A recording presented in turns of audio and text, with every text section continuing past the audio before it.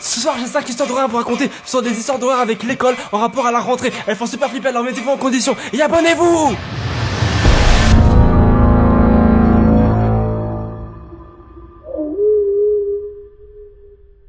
Vous pensez que ça a saturé le micro? À un moment donné dans l'histoire je voulais venir et vous dire gardez la pêche et genre je sortais une pêche. Pour des raisons évidentes je n'ai pas gardé cette blague au montage. Bon les amis, si vous n'avez pas eu peur durant cette intro un petit peu mouvementée, bravo, vous êtes très forts. Mais ça ne va pas durer puisque ce soir on va parler de 5 histoires d'horreur qui sont arrivées lors de la rentrée scolaire. Et au final putain je suis tombé sur des histoires que j'aurais même pas pu trouver si ça n'avait pas été la rentrée. Et qui sont franchement pas mal du tout. Nous allons donc commencer avec la première histoire. La première histoire, c'est celle de Damien. Damien nous explique du coup que c'est son premier jour d'école, sauf que même si c'est sa rentrée, c'est une école qu'il a déjà squattée pendant plusieurs années. Du coup, il connaît déjà tout. Et là, il sait qu'il va être face à cette situation qu'on a tous déjà connue. Il reste 8 minutes avant d'aller en cours et tu dois aller pisser. Et en allant vers les toilettes, il va croiser un homme qui du coup venait en sens inverse. Et cet homme, déjà, il ne le connaît pas. Il remarque aussi qu'il a l'air assez étrange, dans le sens où ça n'a pas l'air d'être quelqu'un qui travaille à l'école. De plus, il a l'air assez stressé et il y a une espèce de eye contact qui va se faire entre les deux qui va lui faire froid dans le dos. Notre ami Damien se dirige donc vers les toilettes, il rentre à l'intérieur, il se met dans son petit...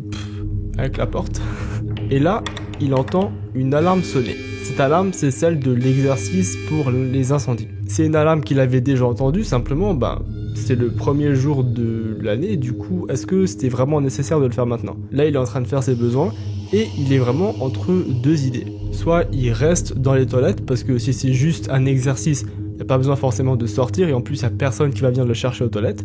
Il va prendre l'option qu'on aurait tous pris, c'est-à-dire rester aux toilettes. Sauf que là, un truc un peu inattendu arrive, il y a toujours l'alarme qui tourne en fond, et là, il entend que l'alarme, elle devient beaucoup plus forte.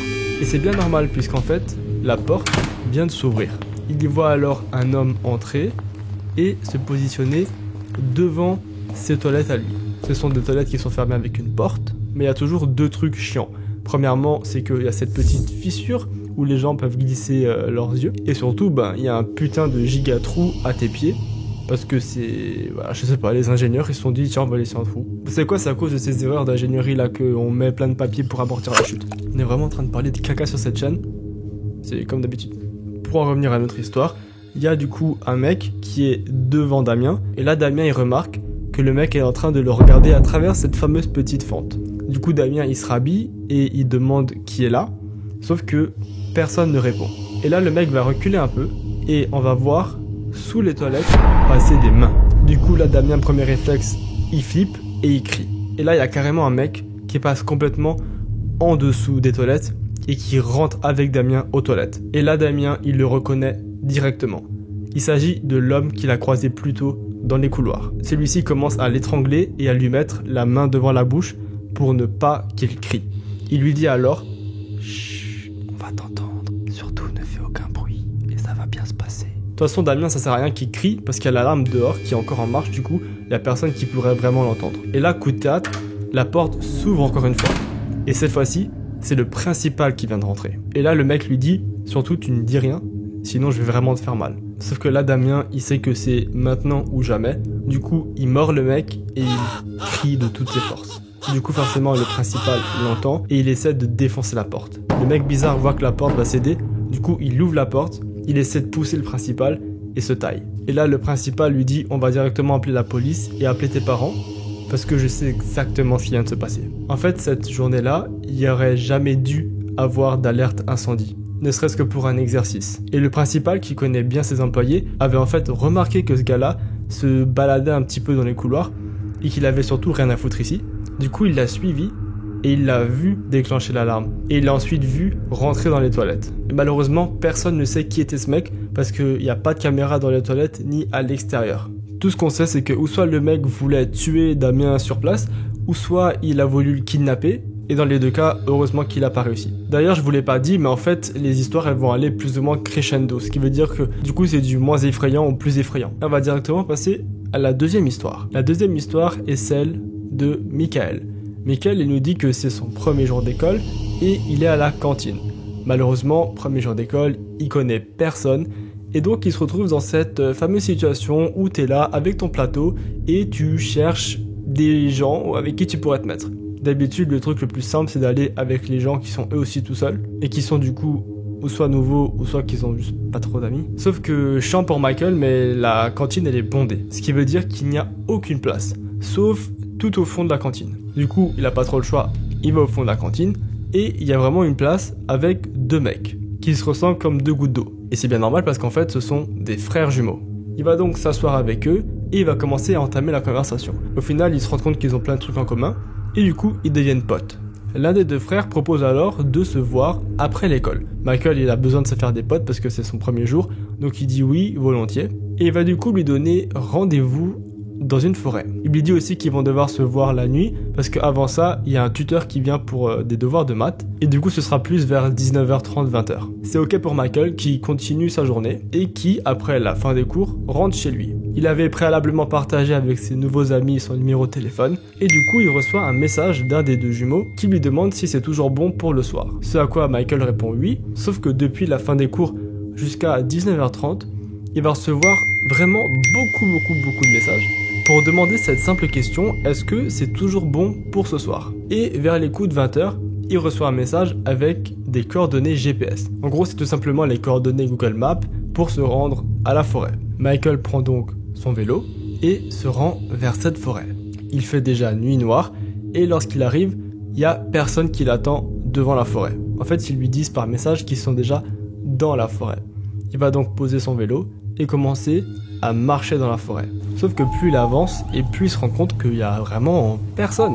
Jusqu'au moment où il entend des petits craquements. Au début, c'est des petits craquements, sauf qu'au fur et à mesure du temps, il se rend compte que ça devient des bruits de pas. Que ces bruits de pas s'accélèrent et se rapprochent. D'ailleurs, les bruits de pas viennent de deux directions différentes. Une vient de sa gauche et l'autre vient de derrière lui. Et là, sans même avoir le temps de faire quoi que ce soit, Michael, il sent des ongles se planter dans sa nuque. Et il y a alors deux mecs qui le prennent, le foutent au sol et qui essaient de l'attacher. N'arrivant pas à l'attacher, ils vont commencer à étrangler Michael, qui en se débattant va réussir à sortir de l'emprise des deux hommes et va se barrer chez lui. Michael arrive chez lui et explique tout à ses parents. Ses parents déjà lui confirment qu'il a des grosses traces dans la nuque ainsi que sur la gorge. Et avec un peu de recul, Michael se rend compte qu'il y a beaucoup de chances pour que ce soit les jumeaux qui lui aient fait ça. Ils vont alors appeler la police et les jumeaux vont se faire expulser de l'école. Sauf que l'histoire ne s'arrête pas là. Quelques semaines plus tard, Michael n'a plus du tout vent des jumeaux. Il ne sait même pas si ceux-ci sont encore en ville. Nous sommes durant la nuit, Michael s'endort et quelques heures après, il y a un bruit qui le réveille. Et ce bruit, c'est le bruit du vent. En effet, il y a un sifflement, un genre de brise de vent qui s'empare de toute la pièce. Sauf que lui, il est quasiment sûr qu'il n'avait pas ouvert sa fenêtre avant d'aller au lit. Il décide donc de sortir de sa chambre et voit que la porte de ses parents est ouverte. Il va donc aller demander à sa mère si c'est elle qui a ouvert sa fenêtre, ce à quoi elle va répondre « Personne n'a ouvert ta fenêtre ». Michael commence vraiment à flipper, donc il va dire à ses parents « Non, ma fenêtre est ouverte et si personne ne l'a ouverte, pourquoi elle est ouverte ?» Ce qui est une question tout à fait légitime, sauf que son père va plutôt opter pour une autre solution qui est « Ferme ta gueule et retourne au lit ». Et lorsque Michael reprend le chemin pour aller dans sa chambre, il y a un autre truc qui le frappe. La porte, elle est quasiment fermée. Sauf que lorsqu'il est parti, sa porte était grande ouverte. Il y a donc définitivement quelqu'un dans sa chambre. Il va alors doucement s'approcher de sa chambre, ouvrir la porte, et là, il remarque un truc horrible. Il remarque que dans la rainure de sa porte, il y a un œil. Genre, il y a quelqu'un derrière sa porte qui est en train de le regarder.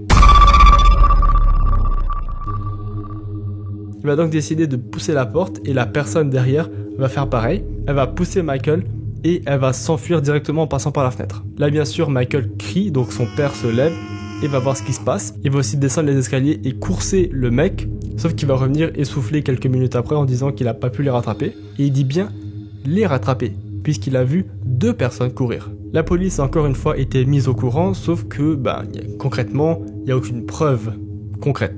J'ai dit concrète deux fois, c'est chiant. Du coup, est-ce que c'était vraiment les jumeaux qui étaient revenus dans sa chambre ou rien du tout? C'est vraiment juste les jumeaux qui sont revenus dans sa chambre. Histoire assez flippante parce que finalement, on ne sait pas qu'est-ce qu'il lui voulait. Bah en fait si, clairement ils voulaient le tuer, sinon ils ne l'auraient pas amené dans les bois en pleine nuit pour l'étrangler, mais ils avaient clairement pas fini leur travail, et donc ils sont revenus durant la nuit pour le finir. Morale de l'histoire, mangez pas à la cafétéria, mangez McDo c'est mieux. Les amis, nous sommes partis pour la troisième histoire, et la troisième histoire va parler d'une pratique qui est interdite, je le rappelle, mais qui est franchement très cool et que je pratique. Le mec qui a pas honte. Non, en vrai, ça va. Il y a pire comme interdit, mais c'est franchement dangereux à faire. Mais on va parler de l'urbex. Quoi, Julien, l'urbex? Mais je croyais que c'était un truc sur l'école. Et alors, en urbex, on peut voir des écoles, hein? Ben voilà. Voilà, donc si dans la vie tu parles comme ça, ben t'as une voix insupportable. Nous allons donc parler de l'histoire de Steven. Steven nous explique que c'est la première journée d'école, ou plus exactement, le soir de la première journée d'école, puisque Steven, il a une passion, c'est l'urbex. Et du coup, annexé à son école, il y a une partie qui est abandonnée. Et il décide donc d'aller la visiter après les cours. Nous sommes durant la nuit et Steven rentre avec ses potes dans le bâtiment. Steven nous explique que toutes les portes extérieures sont barricadées, donc en gros lui il faut qu'il passe par un espèce de passage au sous-sol et qu'ensuite il remonte à l'intérieur. C'est aussi une expérience très flippante parce que déjà il fait nuit et qu'il n'y a plus de fenêtres parce que tout est barricadé, donc ils sont complètement dans le noir. Et ils ont, juste pour se repérer, une lampe torche et un truc genre night shot. Ils vont d'abord se déplacer dans le sous-sol, où ils vont y voir plein de tables et de chaises et de trucs de rangement, qui ont du coup servi pour cette partie de l'école quand elle était encore en fonction. Et là, ils vont monter au premier étage. Ils se retrouvent donc à la cafétéria. C'est plus ou moins vide parce que tout a été vidé, et pourtant ils entendent un bruit chelou, comme si quelqu'un marchait, mais à l'étage. Ce qui est du coup assez étrange parce que, je vous le rappelle, elle est abandonnée, cette partie de l'école. Donc il n'y a personne qui est censé y habiter ou même y être. Même eux, à la base, ils n'ont pas le droit d'y être. Ils commencent un petit peu à flipper, mais ils font les malins et ils disent viens, on va voir qui se balade au deuxième étage. Et en gros, le deuxième étage, c'est un long couloir avec au bout les toilettes. En plus de ça, il n'y a vraiment aucune source de lumière. Ils sont vraiment obligés de regarder à travers la caméra pour pouvoir se déplacer. Ils marchent doucement et arrivent donc aux toilettes. Et ils se rendent directement compte que c'est de là que viennent les bruits. Et juste avant, faut que je vous dise un truc parce que sinon, j'en entends déjà plein qui vont me dire Mais Julien, tu avais dit qu'en fait il y en avait pas et maintenant tu nous dis qu'il y en a mais tu nous mens dans tes threads. c'est le retour du mec chiant d'avant. Je vous le dis maintenant, au deuxième étage, il y a quelques fenêtres qui sont pas barricadées. Du coup, on peut voir un petit peu de la lune rentrer dans les classes. C'est pas pour ça que je le dis, c'est pour après dans le thread. Donc du coup, ils entendent que les bruits viennent des toilettes. Et là, lorsqu'ils rentrent, ils y voient rien du tout. Parce qu'il n'y a pas de lumière du coup. Et avec la caméra, ils se déplacent et vont commencer à ouvrir chaque porte des toilettes. Et là, ils entendent derrière eux des sanglots. Comme si quelqu'un était à moitié en train de pleurer et en train de respirer vraiment très fort. Ils se retournent et ils voient un mec. Celui-ci a une grosse veste avec une capuche, impossible de voir son visage et des chaussures de chantier. Et il fait le pire truc que tu puisses faire à ce moment-là. Il commence à crier et il se jette sur eux. Là, ils sortent des toilettes et ils tapent leur meilleur sprint.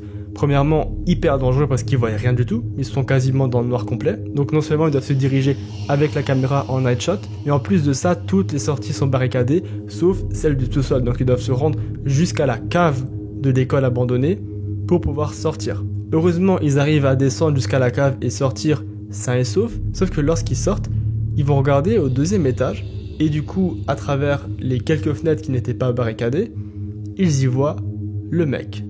Il les fixe depuis en haut, et surtout, à la main, il a une arme. Et c'est là que toute l'histoire va prendre son sens, puisque quelques minutes après, on entendra un coup de feu retentir au deuxième étage, et le lendemain matin, l'école sera fermée. Personne ne sait pourquoi. La police et les ambulances viendront sur les lieux, mais rien ne sera vraiment transmis officiellement aux élèves.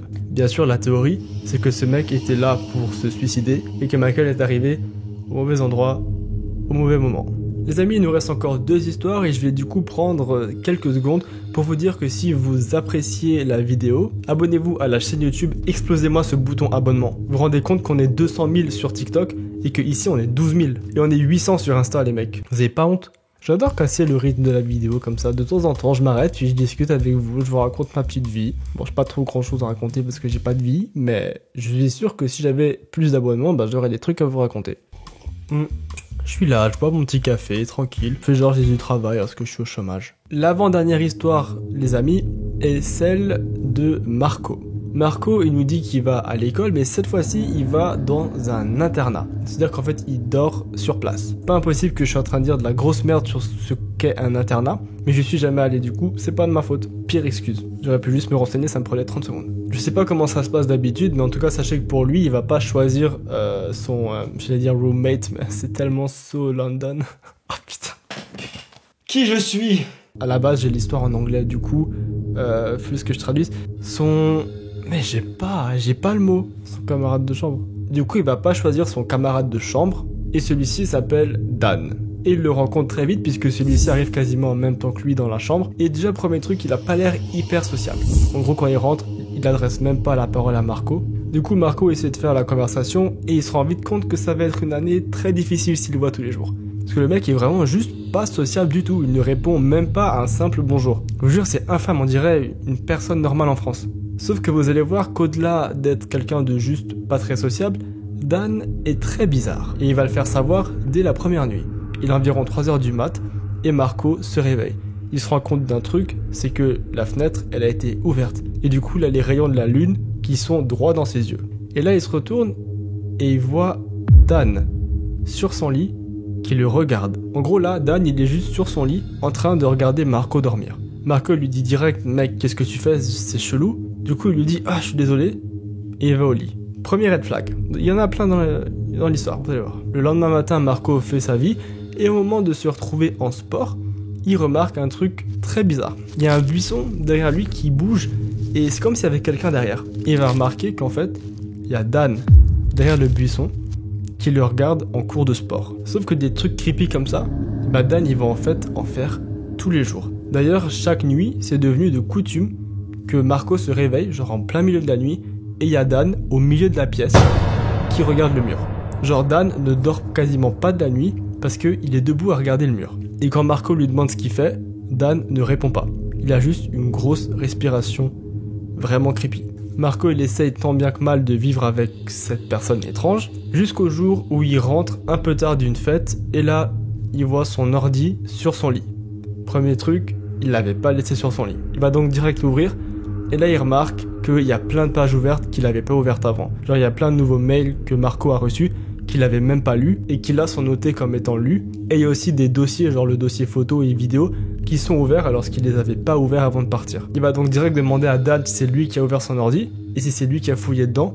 C'est à quoi Dan répond instantanément « Non, c'est pas moi, je te le jure ». À ce moment-là, Marco il sait pas trop quoi faire parce que c'est sûr que c'est Dan qui l'a fait. Et Dan commence à devenir beaucoup trop chelou, sauf qu'il a vraiment peur de le confronter parce que pour lui, genre, Dan est un psychopathe. Il va donc directement faire une demande pour changer de chambre, demande qui va être acceptée dans la journée même, et du coup il va bouger de chambre. Il se retrouve avec un autre mec qui, lui, est sociable et avec qui Marco s'entend plutôt bien. Sauf que le soir venu, ce mec-là, il a un date avec une meuf. Du coup, Marco se retrouve tout seul dans sa chambre. Il va essayer de rattraper un petit peu les nuits qui ont été bousillées par Dan. Et là, il entend quelqu'un marcher dans le couloir. Ce qui est tout à fait normal parce que c'est une zone où il y a beaucoup de passages par les étudiants. Sauf qu'il entend vraiment quelqu'un juste marcher devant sa porte et faire des allers-retours. Et là, à un moment donné, les pas s'arrêtent. Juste devant sa chambre. Et il entend un espèce de cliquetis. Au début, il sait pas trop ce que c'est. Et c'est après, avec le temps, qu'il se rend compte qu'en fait, il y a quelqu'un qui essaie de crocheter sa serrure. Sauf que cette personne n'y arrive pas, et du coup, il entend la serrure tourner très vite, et des coups dans la porte. Marco, premier réflexe, il appelle la sécurité du campus, et celle-ci arrive en moins de 5 minutes. Le mec de la sécurité lui dit que la situation est sous contrôle, et que Marco peut sortir, et là il voit Dan avec des menottes pris par 2 mecs de la sécurité. Et là la troisième personne qui lui a dit de sortir, lui explique tout simplement que Dan avait dans son sac un couteau et qu'il avait prévu de rentrer par effraction dans la chambre de Marco. Dan était donc bien un putain de psychopathe. Et d'ailleurs, il y a vraiment de grandes chances pour qu'il ait demandé à bouger de chambre la veille de quand Dan avait prévu de le zigouiller. Parce que s'il était resté une nuit de plus avec Dan, on sait pas ce qui serait arrivé, mais c'est pas joli. Marco a donc eu beaucoup de chance et il n'a plus jamais entendu parler de Dan puisque celui-ci s'est fait dégager du collège. Les amis, si vous êtes encore là dans la vidéo, j'aimerais déjà vous remercier parce que ça fait grave plaisir et je vous invite à vous préparer pour la dernière histoire. Il s'agit d'un truc qui, je pense pour moi et pour beaucoup d'entre vous, est la pire chose qui puisse arriver quand on est à l'école. Il s'agit du fameux code noir, le code où vous devez vous barricader parce que quelqu'un d'armé est entré dans l'établissement. Et c'est donc sur ce sujet-là que porte la dernière histoire. Et il s'agit de l'histoire de Megan. Megan nous explique que c'est sa première journée à l'école. Elle a donc beaucoup de mal à trouver les classes, et notamment sa classe d'art plastique puisque celle-ci se trouve en fait à l'autre bout du campus. Et du coup, elle se rend compte qu'après sa classe de maths, elle va devoir faire tout le tour du campus pour se retrouver en art plastique. C'est chiant, mais bon, c'est sa première journée, donc elle pouvait pas le savoir. Et là, du coup, elle traverse l'école pour aller dans sa classe d'art plastique, et elle entend une voix, au travers des haut-parleurs de l'école, dire la chose suivante. Attention, une personne a été retrouvée assassinée par balle à quelques mètres de l'école ce matin. La police est sur les lieux, et il y a beaucoup de chances pour que cette personne soit entrée dans l'école. Nous sommes en code noir, barricadez-vous dès que possible dans une classe. Le pire truc, j'ai trop peur de ça. Du coup, comme elle était bientôt arrivée à sa classe d'art plastique, elle voit d'autres élèves y rentrer, donc elle va les suivre et courir à l'intérieur de la classe. Une fois qu'il y a environ une trentaine d'élèves qui sont rentrés, la prof ferme la porte à clé et il commence à barricader la porte. Dans ce genre de situation, on doit rester loin de la porte qui est barricadée avec des chaises et des tables, mais aussi loin des fenêtres pour éviter de se faire tirer dessus. Tout le monde est regroupé au fond de la classe et elle nous dit que c'est vraiment une expérience horrible. Genre, on entend plein de bruits de sanglots un petit peu partout. Il y a des gens qui pleurent, il y a d'autres gens qui essaient de consoler ceux qui pleurent. On voit aussi un adulte, la prof, qui est complètement désemparé, et j'avoue que ça c'est le plus terrifiant, c'est de voir que des gens qui sont censés être en charge ne contrôlent rien du tout. Et parmi ces gens qui sont tristes, il y a vraiment une fille qui est ultra triste. Genre elle pleure vraiment beaucoup. Et du coup la prof de Megan va lui demander d'aller dans une pièce annexe à la classe pour aller chercher des draps. Ce sont des draps qui s'utilisaient pour dessiner des trucs dessus, mais là ça va plutôt être utilisé pour la réchauffer et pour la réconforter. Megan s'exécute, elle rentre du coup dans cette pièce annexe, et là elle cherche les draps, et il y a un truc qui l'interpelle. Elle remarque qu'au sol, derrière une espèce d'armoire, il y a des chaussures. Mais des chaussures sales, pleines de boue, qui viennent juste d'être enlevées genre il y a quelques minutes. Et à côté de ces chaussures, il y a une armoire fermée. Megan comprend directement que la personne qui est recherchée pour meurtre, elle est bel et bien dans cette école, et surtout, elle est dans l'armoire, dans la pièce annexe à celle d'art plastique. Sauf que Megan, elle fait un truc génial, elle fait comme si elle n'avait rien vu. Elle prend les draps, elle ferme la porte, et elle va directement voir sa prof. Elle sait que si elle le dit à voix haute et que les autres élèves entendent, ça va être la panique générale. Elle décide donc de juste le dire à sa prof, et celle-ci va envoyer un message à la sécurité de l'école. Et après 10 minutes, ils reçoivent un message leur ordonnant simplement de sortir de la pièce. La prof va donc délibérément mentir aux élèves et dire « C'est bon, la personne a été attrapée, on peut sortir sans aucun problème en toute sécurité. » Tout le monde sort alors de la pièce et juste derrière, il y avait une équipe du SWAT qui attendait juste que tout le monde soit sorti pour rentrer. Une fois que tous les élèves sont sortis de l'école, ils vont se rendre dans une école en face qui, elle, était du coup sécurisée, et les membres du SWAT vont faire leur taf. Personne n'a été blessé heureusement, et le mec en fait il s'agissait d'un élève de l'école qui avait juste commis un meurtre à côté et qui était ensuite venu à l'école. Donc du coup, bordel, encore une fois un psychopathe à l'école. Comme quoi peut-être qu'avoir arrêté ses études c'est gage d'être sain dans sa tête.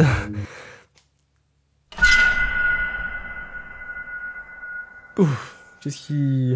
Chelou là ce qui se passe. Les amis, j'espère que ces 5 histoires vous auront plu. Je vous souhaite une agréable rentrée et une bonne année scolaire. Et on se retrouve bien sûr dans une prochaine vidéo ou dans une ancienne.